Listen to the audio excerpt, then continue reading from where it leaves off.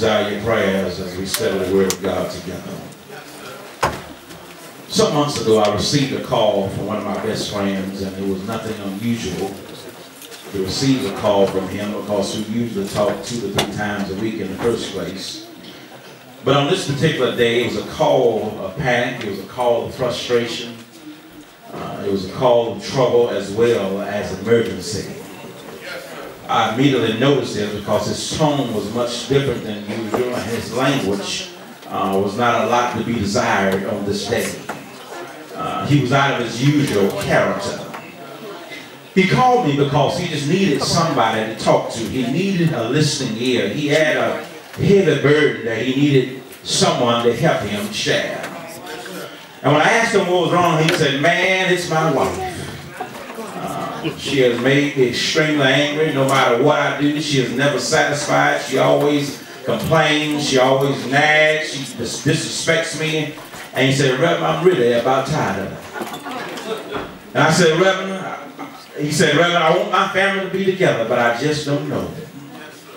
And so after listening to him for several minutes, as I allowed him to let off his steam, the Spirit of God spoke to me to tell him that if he wanted his family to stay together, if he really wanted to stay with his wife, if he really wanted to watch his children grow up in the same household, I told him that he's going to have to ask God to give him the spirit of endurance. All right.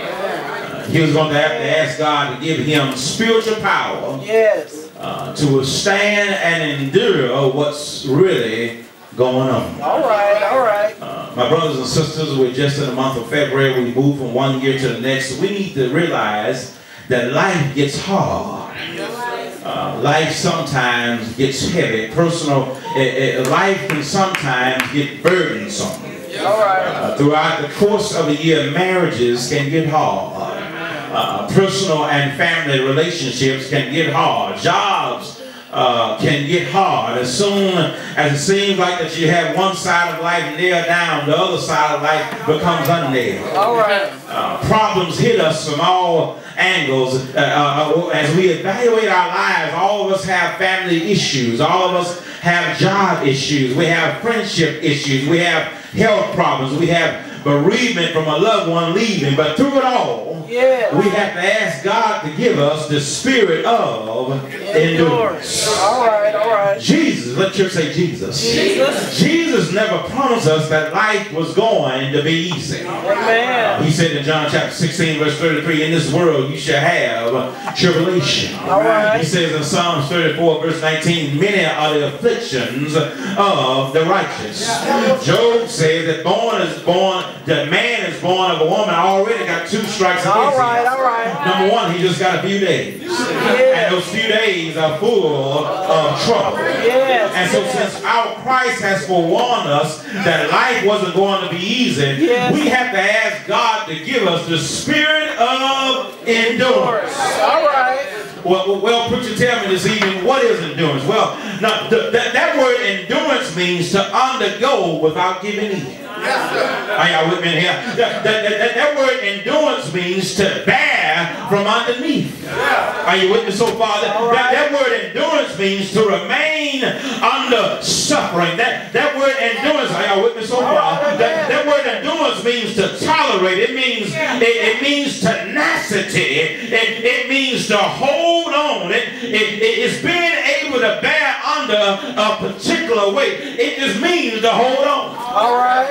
And my brothers and sisters, we need to understand this evening during this period that we just can't quit all the time.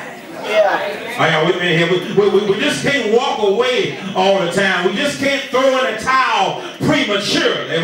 We have to ask God to give us the spirit of endurance. All right. And my brothers and sisters, I've discovered that we live in a generation that don't like to endure. Are y'all with me here? I said we live in a generation that don't like to endure. Divorce is at an all-time high. We quit jobs. We jump from church to church. We don't want to take no mess. Kids can't even endure school. We live in a generation that doesn't like to endure. And I come to tell somebody that anybody who has ever been successful at anything had to have the spirit of endurance. Are y'all with me here?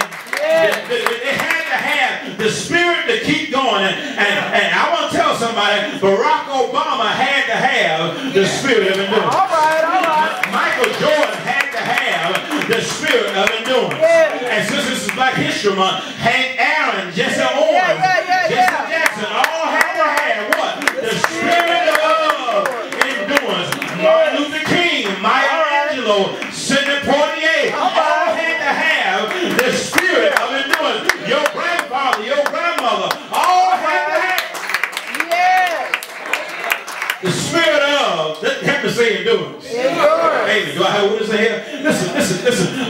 William Barclay has suggested that endurance is the ability to bear a hard thing. All right. Are you with me so far? It's the ability to bear a hard thing. And then one writer said that happy is he who learns to bear what he cannot change. All right. Are y'all with me in here?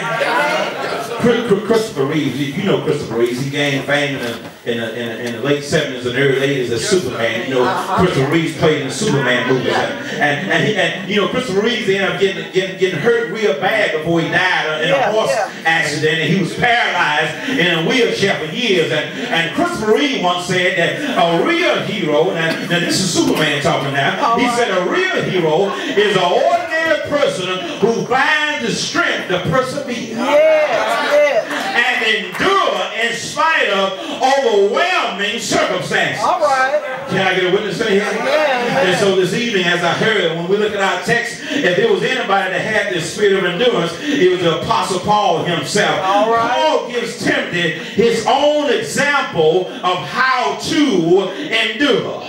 You do know Paul, don't you? It was Paul who wrote over half of the New Testament. It was Paul who spent 3 years in prison, going from one trial to another trial before Roman rulers. I need some more help from this side right here. It was Paul who in 2 Corinthians chapter 11, he gives us his own personal resume of trial. Listen to what Paul says in 2 Corinthians chapter 11. Paul says, I was whooped 5 times by the Jews. I was 3 times I was beaten with rods. Once I was stoned. 3 times I suffered shipwreck. A day and a half I was in the water. I was in perils of water. I was in perils of robbers. I was in perils of wilderness. I was in perils of my own countrymen. Paul was one that knew something about the spirit of endurance. And the reason he knew about it because he went through some things. And my brothers and sisters, we need to understand, if somebody's going to tell me how to make it through my tough times, I want to be somebody who already been through some tough times. Do I have a witness in here? Amen. I don't need a single man to tell me how to stay married. Are you with me here? I don't need a poor man to tell me how to get rich. Amen. I don't need a bald head man to tell me how to grow hair. I don't need a fat man to tell me how to lose weight. But I need somebody who's already been through what I'm going through. And so my brothers and sisters, Paul here is writing to his young son in the ministry, Timothy. Timothy was a young preacher pastor that Paul was mentoring, and he was led to Christ through the ministry of Paul. He was part of Paul's fruit. He was Paul's helper. He wanted him to do well, so he wrote him some letters that instructed him how to deal with the local church. But this is also a very personal letter. Let the church say personal letter. It's personal because in these short 4 chapters, Pastor Cross, there are about 25 references to certain individuals. He calls them by name, and that's personal. But it's also personal because these are Paul's last recorded words. If y'all say amen out here, make it through. These are Paul's last recorded words. It was his last letter. It was his final message before he went to Nero's chopping block. It was his epitaph, if you will.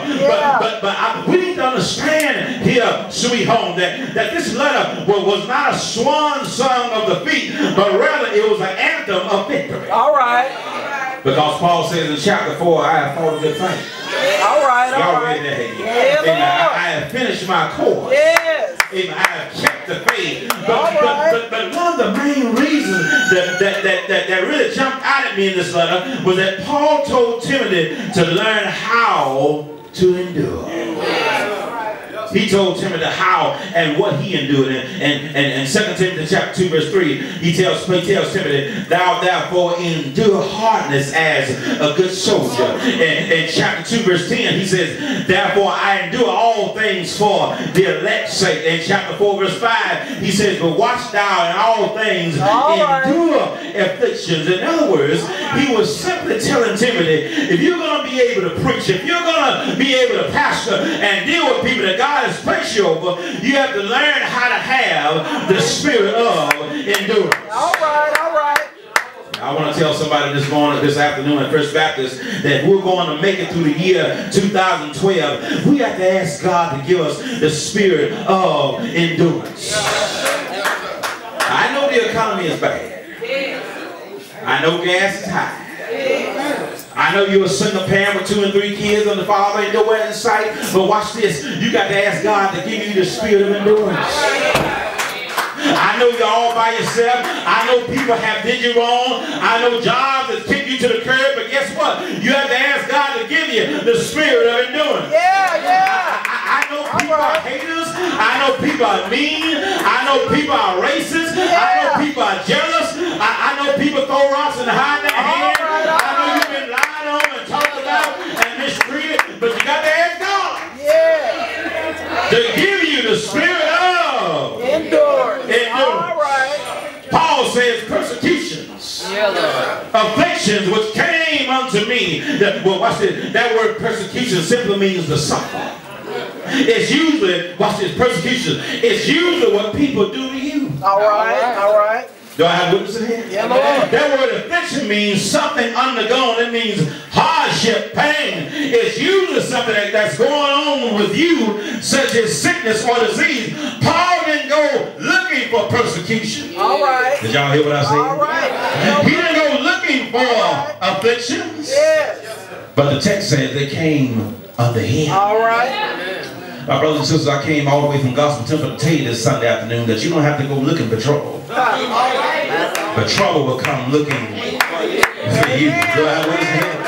Paul says persecutions, afflictions, which came under Paul in 3 cities. Yes, sir. He says, and I'm in the text, he says in Antioch, in Iconium, and Lystra. Well, Paul, what happened to you in these cities? Well, if Paul was here, he would tell you that in Antioch, the civil leaders of the city had risen up against Paul and kicked them out of the city. In Iconium, a mob crowd of city officials and local citizens set out to arrest and stone Paul, and Paul had to run for his life. In Lystra, a rioting mob stoned Paul and dragged his limp body out of the city and left him for dead. Antioch, Iconium, and Lystra were places that Paul preached, but everywhere he went, he wasn't received. All right. And my brothers and sisters, we need to learn a good lesson from Paul this evening. And the lesson is, everywhere you go, everybody won't receive you. All right. Amen. Do I have what is again? Listen, don't expect everybody to like you. Do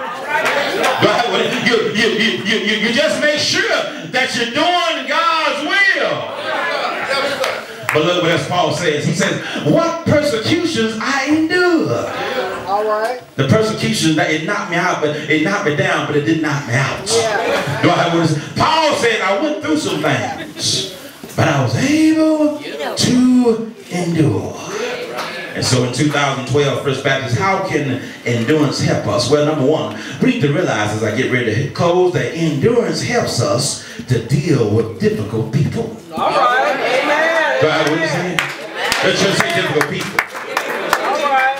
My brothers and sisters, I don't know if you notice or not, but your husband or your wife can be a difficult person. All right. Your son or your daughter can be a difficult person. Your mother, your father can be difficult people. Can I get some more amens? Yeah, that supervisor on your job can be what? A difficult person. People that you run into at the grocery store can be difficult people. Amen. False friends and true enemies can be what? Difficult people. But how do you deal with it? Well, you can eliminate the people at the grocery store. You can eliminate the false friends, but you can't eliminate your family. Do I have witnesses in here? How can we deal with difficult family members? Well, I tell you, through love and prayer. Let church say love. Amen. Valentine's Day is Tuesday. Love will help you to endure. Paul said in that famous love chapter in 1 Corinthians chapter 13, he said, love bears all things. Love believes all things. Love hopes all things. Are y'all with me here? Listen, church. Listen. I'm about to hear it, but listen. We have to be long-suffering with people. All right. I can't get no amens off that. Amen. We got to be long-suffering with people. Endurance, church say endurance. Endurance is a part of long-suffering. You don't let people run over you, but you have to be long-suffering. Because guess what? God been long-suffering. How many of y'all know your mother and father were long-suffering with you? And you need to thank God. You need to thank God that God has been long-suffering with us. The spirit of endurance helps us to suffer long with difficult people. But not only does endurance help us to deal with difficult people, but second of all, endurance helps us deal with a difficult past. The church say difficult past. All of us in this room this afternoon, all of us in here, from the pulpit to the pews, have a past. And since I know that all of us in here hadn't always been saved, that tells me that our past wasn't always godly. Can I get some more amen? Our past wasn't always peaches and cream. But now that you have changed, yes, now that the blood of Jesus have came in and covered and canceled your sins, now that you've been born again, we don't need to let our past hinder our future. Can I get a witness? Amen. I can't get enough amens. Let me call her over a minute. And in our past, we were amen, we were ex-drug dealers. In our past, we were ex-adulterers, ex-alcoholics, ex-liars, ex-fornicators, ex-drug users, ex-nightlife wanderers, ex-convicts, ex-gamblers, ex-homos, ex-backstabbers. But you still can't let your past hinder your future. Can't tell somebody don't quit. You gotta keep going. About to feel pretty good again. You gotta keep going in spite of. Do I have witness in here? But not only will endurance help you deal with difficult people. Not only will endurance help you deal with a difficult past. But last of all, endurance will help you deal with difficult problems. Let's just say difficult problems. Let's listen to Paul's testimony.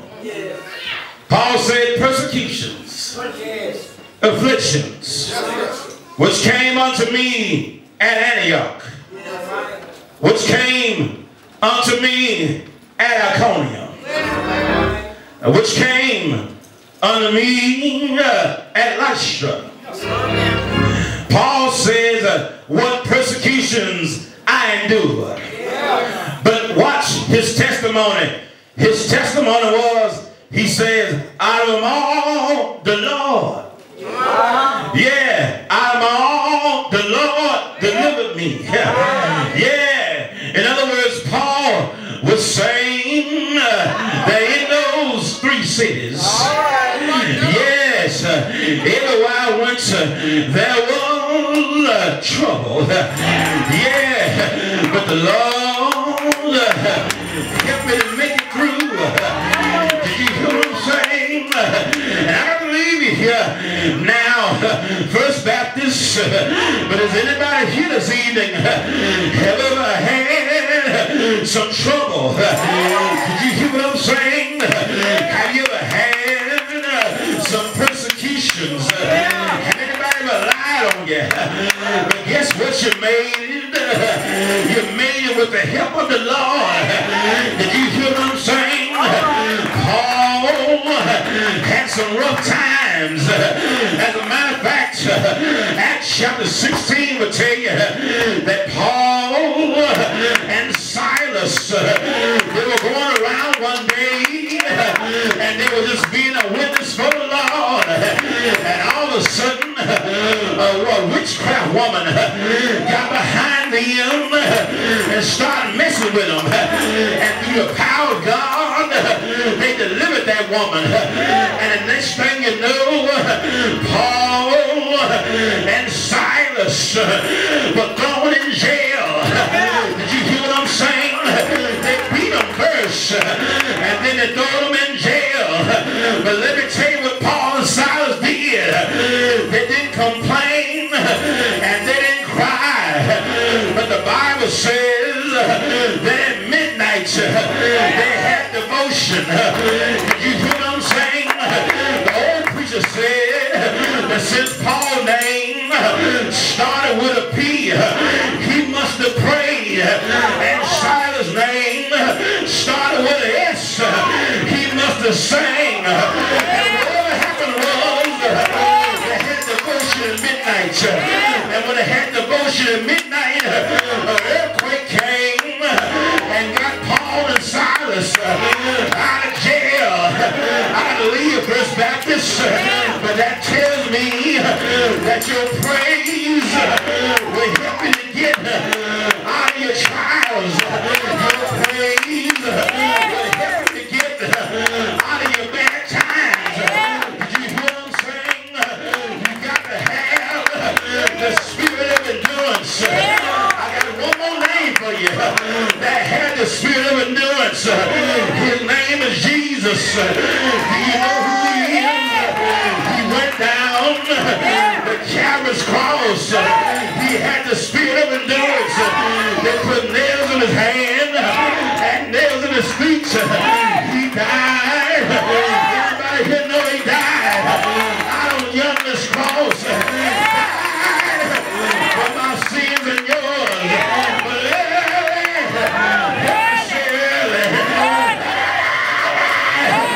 Sunday morning,